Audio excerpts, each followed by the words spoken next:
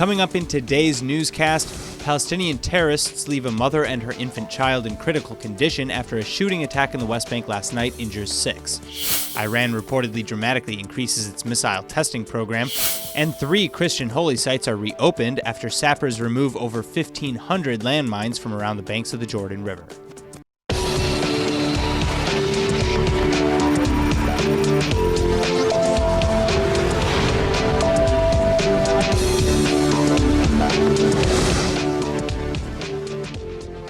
Israeli security forces are still searching for the Palestinian terrorist or terrorists who critically wounded a pregnant woman and her child and injured 6 others in a shooting attack in the Ofra settlement on Sunday.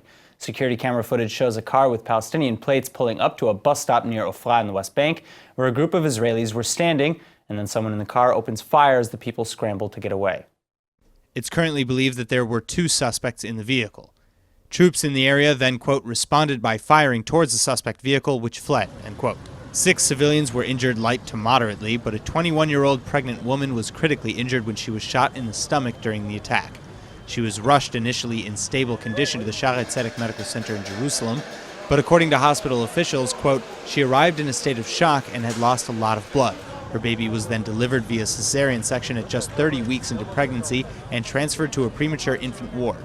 Both the mother and child are still a long way from recovery, though, and the woman's husband was also moderately wounded in the shooting. Other victims in the attack included a man in his early 20s and 2 16-year-old girls.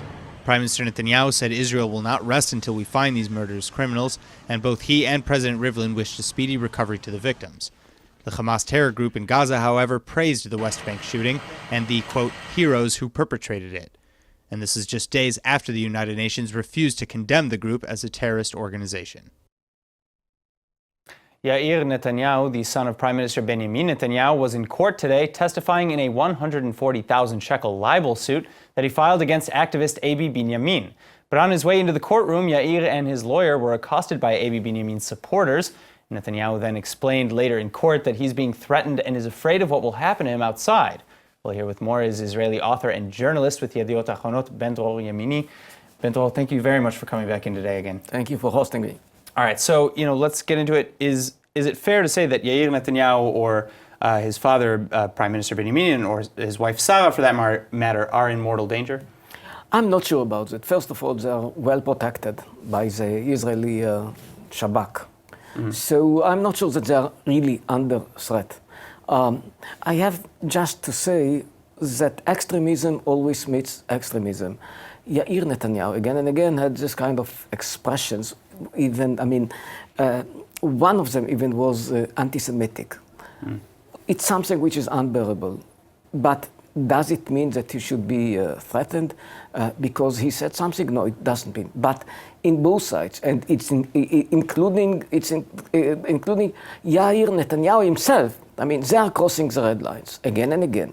So maybe it's not against the law, but not everything should be viewed according to the law. We have also common sense. And yes, Yair Netanyahu actually, in a way, invited it for himself. I do not justify any threat. I do not justify any violence. But we have to look at the reality. We have to look at both sides. And Yair Netanyahu does not have any exempt from what he caused in many ways to himself. So more to that point then, do you think that there's an overall incitement today in politics more so than there were in previous years? And do you think that is leading to a dangerous environment in which Yair is finding himself now? It's very interesting because you see waves. Whoever lived here in the 80s, for example, remembers the election with so much violence. Right now we have much less violence, not much more violence. But yes, we have to admit that something is happening in the atmosphere, the tension. It's happening in all... What do you think is the underlying cause? What's drawing this tension? It's very interesting because we are speaking about something which is a kind of a Western phenomena. We see it in the United States. The debate between Democrats and Republicans, and polarization. Mm-hmm. We see it in Europe, and yes, we see it in Israel.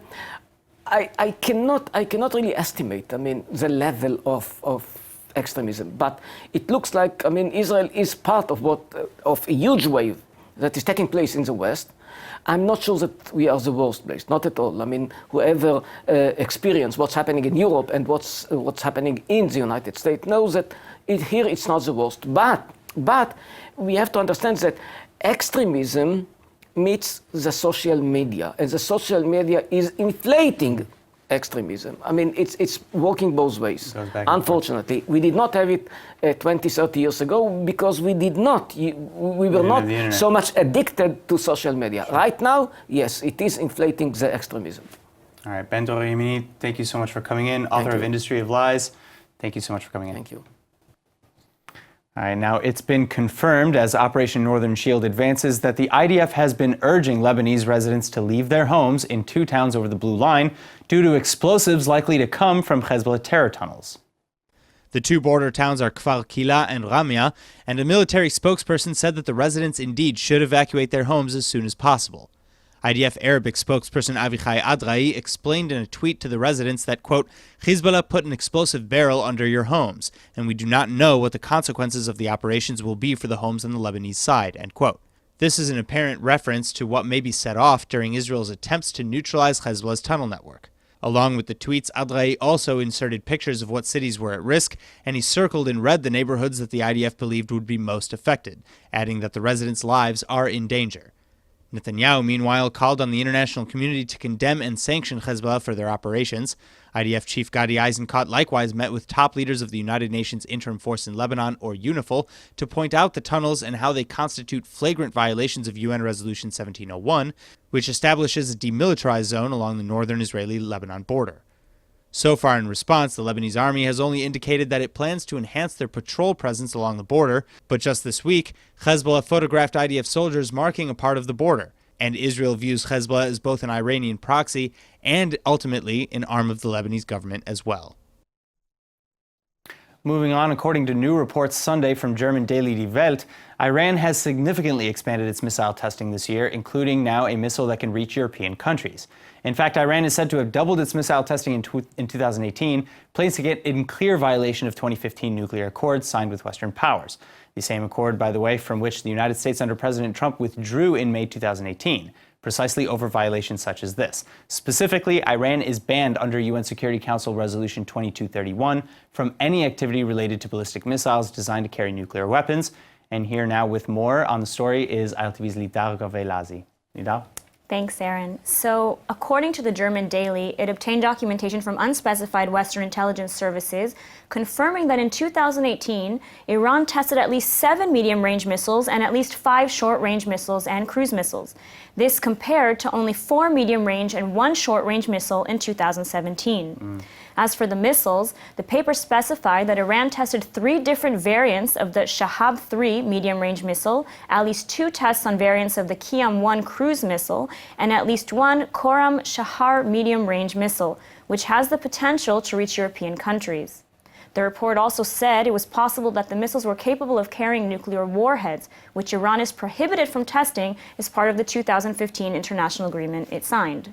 Right, so is the international community letting Iran get away with this, especially given the fragile state of the international agreement?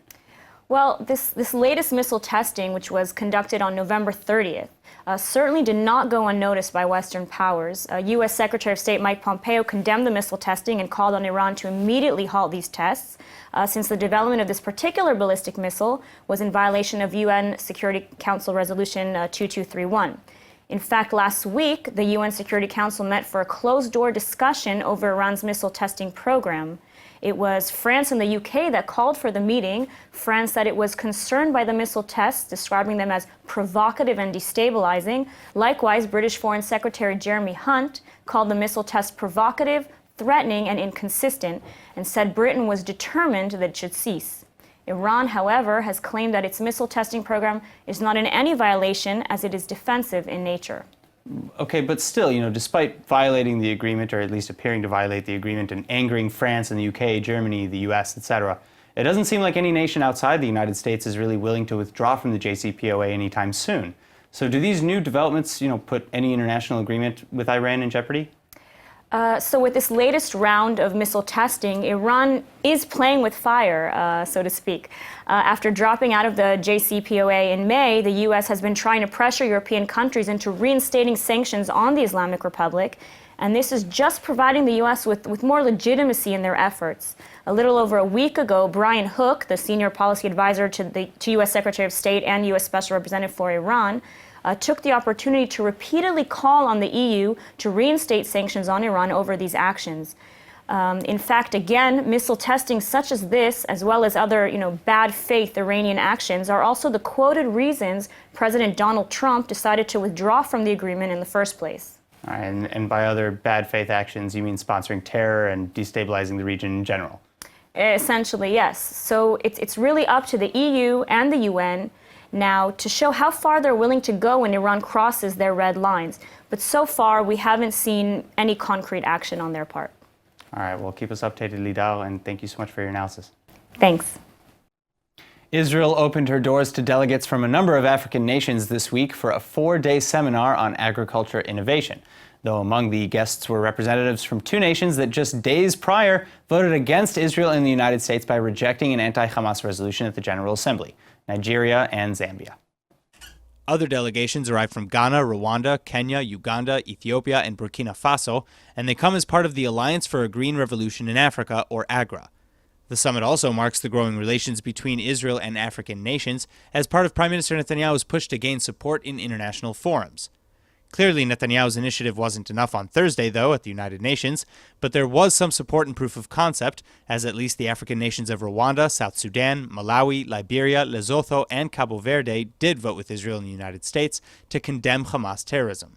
The majority of the rest of Africa voted against the measure, however. Still, this visit, which is being operated through the Volcani Center in Beit Dagan, is also a big step towards the founding of an Israeli Africa Agriculture Innovation Center, which AGRA officials say would be, quote, a win-win for both Israel and Africa. Africa would benefit from Israel's technical expertise in agriculture, and at the same time, the Innovation Center would create an opportunity for trade and mutual market opportunities between Africa and Israel, end quote.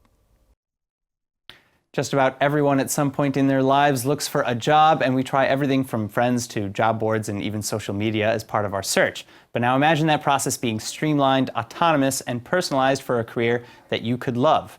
Well, Gloat does exactly that, and we have the company's lead communication strategist, Melanie Holly-Pash, here to tell us all about it. Melanie, thank you so much for coming in. It's great to be here. Thanks for having me. All right, tell me about Gloat, gloat about it. I don't know. Absolutely. I'm happy to gloat. Pardon my pun. No, that's okay. All right, go on. So we were founded in 2015 with the mission of helping people discover their worth in the job market by providing them with the visibility that only artificial intelligence can provide.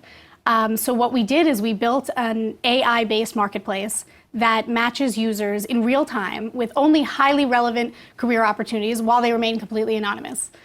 So the reason why that's such a game changer is because these people are not looking for a job. These are highly sought after, tech stars, and not necessarily just, in technology. But these are really top candidates who are being bombarded on LinkedIn, being schmoozed left and right by so many recruiters, and we cut out the noise. We only show highly relevant opportunities while you remain anonymous. So what about for, the people who maybe aren't the super tech stars and are looking for a job that, and they're not being bombarded constantly by LinkedIn? So they're welcome too. In fact, we have tons of opportunities. We have over 600 companies, tech companies, using our platform to hire, and they are looking for people across the board, not necessarily in technology. There's tons of account managers and marketing and everything from receptionist to software engineer. So how does Gloat work exactly? Because you said you're partnered with a lot of companies. So you partner with the job provider first, or how does that work? So we have this AI-based marketplace that I mentioned, and there are 2 sides of it. So there's the side that the user, anyone can completely for free go on and in 1 minute create a profile, import from LinkedIn, or upload their resume, and everything will be on there. And now they can get highly personalized suggestions, sent to their inbox, push notification, whatever it is, every day. And then there's the other side, which is where you can see anonymous candidates, where companies, this is where the 600 companies come into play who are using us, and they have had tremendous success being able to log in every day and just simply give a thumbs up, thumbs down to candidates who are completely anonymous, which helps against discrimination, of course, as well, because no one has any idea who they are. Then you're looking at the CV and you're really picking the best candidate for the job, regardless of, of sex, gender, whatever. Absolutely. All that stuff. All right, well, that's amazing. So how do people sign up? Is it just gloat.com? Gloat.com, or on the App Store or Google Play. And form your profile and get started and find an amazing job. Absolutely. It's as simple as that. Really, it only takes 1 minute. So. That's it. All right, Melanie, thank you so much for coming in and telling us about it. Thank you. Thanks so much. All right, United States President Donald Trump celebrated Israel-America ties last weekend while hosting the first of 2 Hanukkah parties at the White House on Thursday. The parties were delayed to the 5th night of Hanukkah due to the untimely death of former President George H.W. Bush. And while speaking to the crowd, Trump reiterated, among other things, the United States' commitment to Israel and security in the Middle East. My administration will always stand with our cherished friend and partner, the State of Israel. The American president then went on to laud his administration's sanctioning of Iran, acknowledgement of Jerusalem as Israel's capital, and the decision to move the United States Embassy from Tel Aviv to Jerusalem in kind. And the 2 celebrations, which remain mostly bipartisan, save for a brief chanting of 4 more years, were also made holy by including the survivors of terror. At the first party Thursday night, 8 Holocaust survivors attended the candle lighting, and later that evening, the Pollock family, who lost a daughter to a mass shooting in Florida earlier in the year, was also present. The White House also, of course, took time to commemorate the victims of the anti-Semitic shooting attack in the Pittsburgh Tree of Life Synagogue a few weeks ago. Then finally, the White House Hanukkah event is organized by Chabad in the United States and has been running for the last 17 years. And while last year Trump was criticized for a limited and partisan guest list, this year all Jewish members of the House and Senate, most of whom are Democrats, were invited. It's not clear how many of them attended, however. Now, as the 2018 year comes to an end, Twitter has gathered up some data for us to really get to know the Israeli people. And with a few weeks still to go for something amazing to happen, we've already had a very crazy year. So before that, let's find out what Israelis liked this year, what they didn't like, and everything in between. AlTV's Emmanuel Kadosh has the rest. Thanks, Aaron. This was a pretty fun read, not going to lie, and definitely a more surprising one. I had so many more topics in mind that I would, have put into the list if someone asked me what I thought was the most trending topics of this year, but some of them were well-deserved. So let's get started with some of them. Let's get started with the list, not in any particular order. So at this point, most of you viewers out there already are aware that Israel won the 2018 Eurovision, that Netta Barzilai is breaking barriers, and most importantly, the song I'm Not Your Toy should still be stuck in everyone's mind. So, naturally, Netta Barzilai's tweet saying, quote, "Thank you, Europe," the post that she made after her win in Portugal back in May was retweeted over 9,000 times, not to mention the 50,000+ times the 3-worded tweet was liked across the globe. Israel's Eurovision win was actually one of the biggest trending topics for Israel this year, not too shockingly. All right, well, I think that there were so many people that connected to Netta, to her lyrics, to her song, definitely. her empowering message, and most definitely her presence on stage. Yes. So, all right, what's next on the list? Right, so the other biggest trending event in Israel in 2018 came just a few short days after Netta's and was tweeted by none other than the United States President, Donald Trump. Of course. In his tweet, Trump says, quote, "Big day for Israel, congratulations," referring to when the U.S. moved its embassy from Tel Aviv to Jerusalem.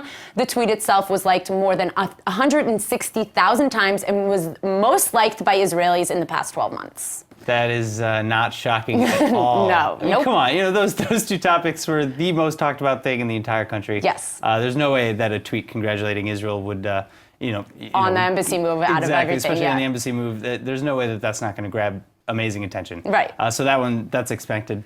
Next up, Israeli Prime Minister Benjamin Netanyahu's most popular tweet so far of this year was actually not even in Hebrew or in English. It was a Hindi tweet from last month where Netanyahu was wishing Prime Minister Narendra Modi and all Indians a happy Diwali. This tweet got more than 70,000 likes. I genuinely love that this is the most liked tweet of the year for Netanyahu, especially despite everything that's going on in the country. And it also kind of makes sense, though. Definitely. Based on the population of India and all that other stuff. All right, so okay, what's next? Because this is amazing. So right. Next on the list. Okay, well, none of the tweets I just mentioned even compare to the top tweet from Twitter's most popular Israeli, our very own Wonder Woman Gal Gadot, of course, and referring to her post back in June, teasing the next chapter of the Wonder Woman sequel with a picture and a caption that said, quote, "She's back, Wonder Woman 1984. This tweet got close to 400,000 likes on the social media platform, and I know I've said this before, but this is just the start for her, and unfortunately, that's all I got for the top trending topics in Israel as of this year. All right, well, thank you for the update, Emmanuel. You know, we're going to need the updates in a few weeks' time, you know, when we're absolutely official. sure. Yeah. When we're absolutely sure that the year is over. Until then, thank you so much. Thank you. Now, as part of an ongoing project, the area around 3 churches near the Jordan River, where Jesus is believed to have been baptized, has now finally been cleared of over 1,500 landmines.